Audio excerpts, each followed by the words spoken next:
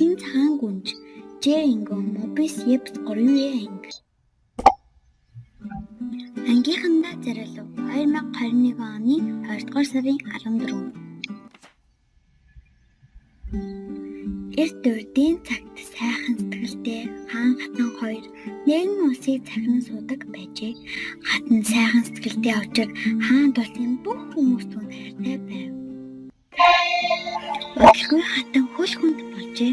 Тэгээд 10 сарын дараа цас мэт цагаан ярьстай, цас мэт улаан уултай, нүүрс мэт хар үстэй хөөрдөн өргөн төрүүлж гин.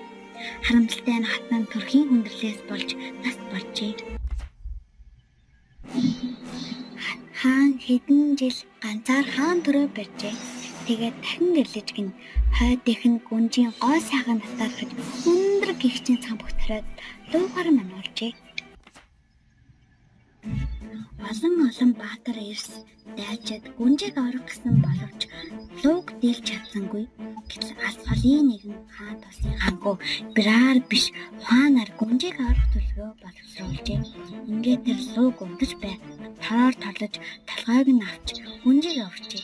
Үүнийг сонссон хойд ихэн ягаад хол газар руу зүгтжээ.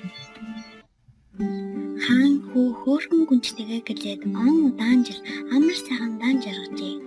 Төгсөв.